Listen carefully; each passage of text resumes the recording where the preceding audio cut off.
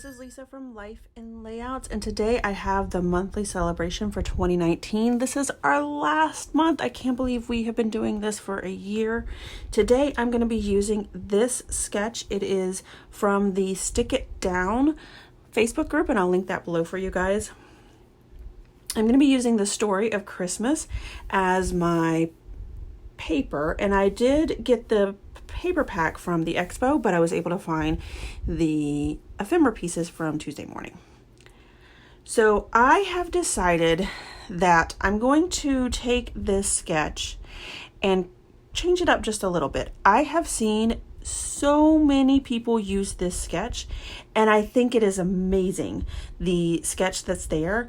But almost every layout that I have seen has used those Christmas trees. I saw one with a really awesome guitar, and I thought that that was very different. So I wanted to show something else, because besides the guitar and maybe one other, they've all been Christmas trees, which I think is fabulous. But I wanted to kind of show you that maybe there's a possibility of doing something else. So when I was going through this paper pad, I found a 3x4 card that I wanted to mimic, so that's what I decided to do. So getting a little ahead of myself, I'm going to be using forest moss to distress all of the edges.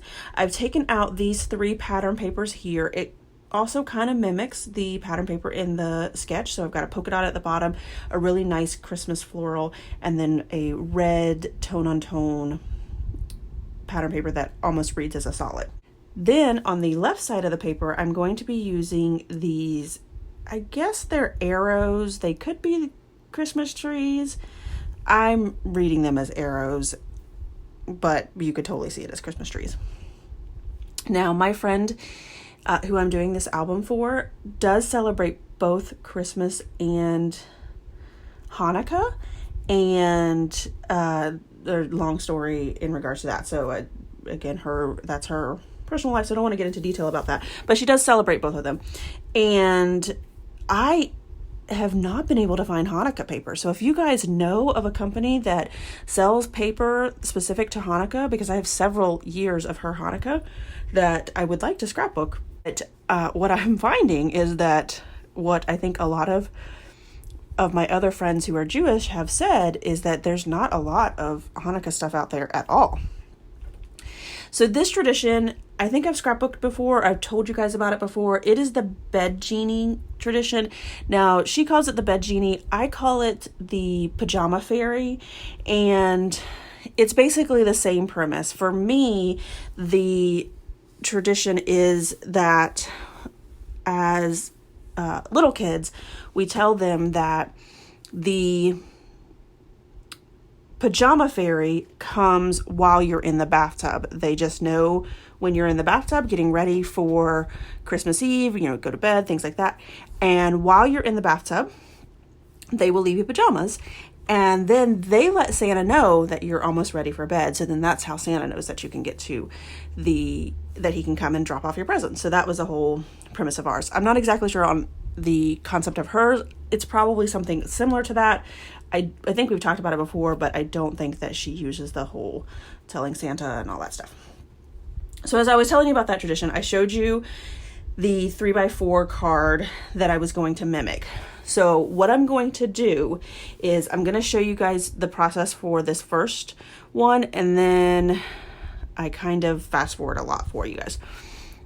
So in the 3x4 card, there were 4 presents stacked upon each other, and they were basically just rectangles stacked upon each other.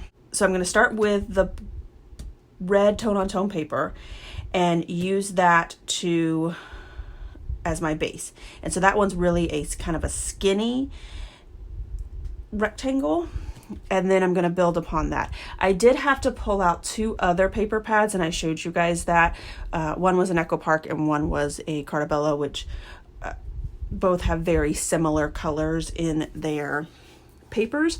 So I felt like I could use that. And I could have used other pattern paper, but I truly wanted to stick to a paper that read as a solid. Even though there's a small print or kind of a tone-on-tone print in each one of these papers, all of them reads as solids.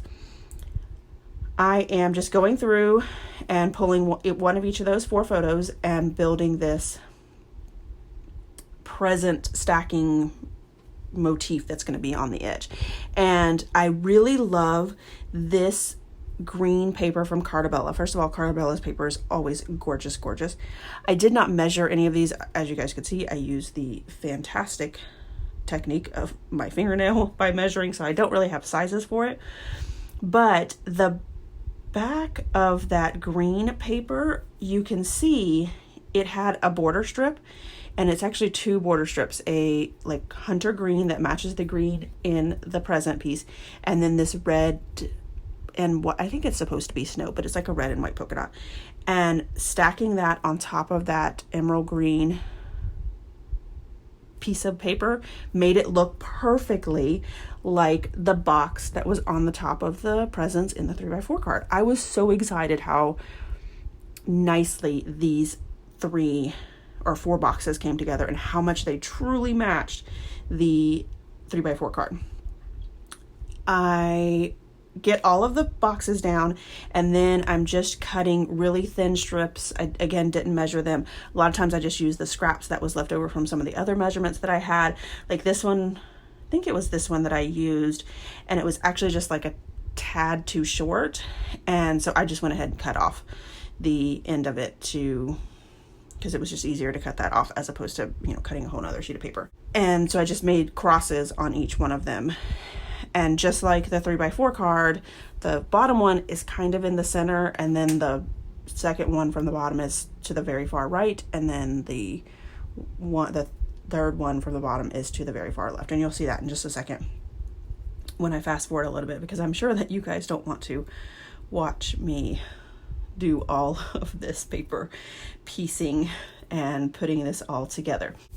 I am so sorry that this is getting up so late. I have been home for 2 days, and prior to that, I was home 1 day since the Tuesday before Thanksgiving. So it has just been crazy. First of all, I did travel for Thanksgiving and I was out of town for that, but then I had to work, and I travel for work sometimes, and this just happened to be a very busy time for us. So when I got home on Friday after being gone for 2 weeks traveling, I put this layout together, and I was just so exhausted I couldn't even think about trying to edit and all that other stuff. So I'm really sorry that it's getting up late, but it's the last one, and I think that that's really awesome that I was able to get all of them up on the 15th for you guys.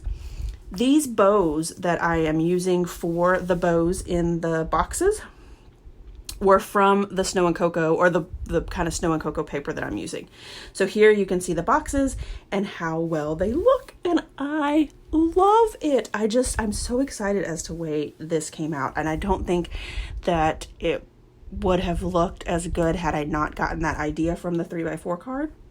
So I love when things come together so well. You know, sometimes you think about things and you're like, oh, it's going to turn out great, and it doesn't really turn out as fabulous as you think it is. But this really did, and I love these boxes, or these presents. So I did put my title over there in the bed Genie. The white is LE Studio. The red glittery is Fiskars. And I also used the Fiskars to put the date on the far right-hand side. And I was having so much trouble with those Fiskars. Like the backing from the thicker sheet was sticking to the back of the stickers. So that wasn't pleasant at all. I went ahead and added special delivery right underneath the 2006. And I pulled out this Noel from the ephemera pack and inked the edges of that and put it at the top. And because that present piece, I mean, it really does take up a six, I think that's maybe even 7 inches, 6.5 inches by 12 of the layout. So it's a huge portion. So there's not a whole lot of embellishments going on in this layout because of that. And if you look in the sketch too, there's not a lot of embellishments there either. I did add this joyful, and I put that up on pop dots. I added the Noel, and the N and the E of Noel is up on pop dots, and then the O and L are flat, so it gives it kind of a little bit of movement.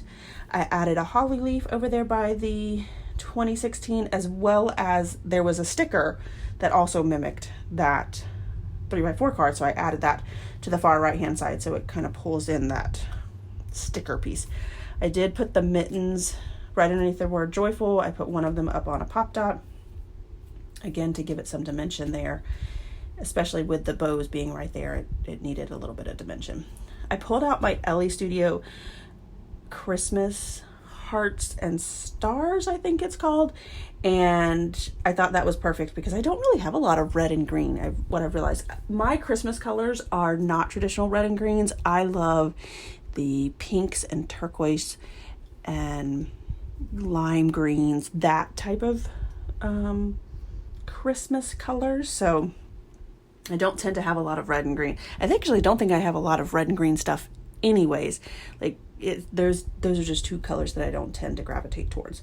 I did feel like I needed to add a little bit something, so I did pull out my wood veneer and I put a little arrow underneath the mittens there, and then a little red or a wood veneer heart over there on the far right hand side.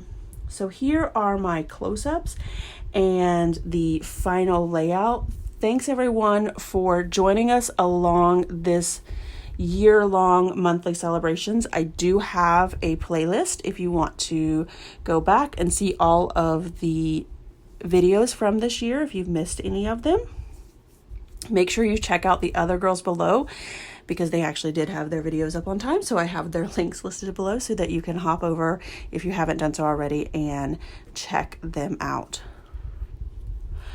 All right, thanks everyone for watching, and I hope that you have a scrappy day.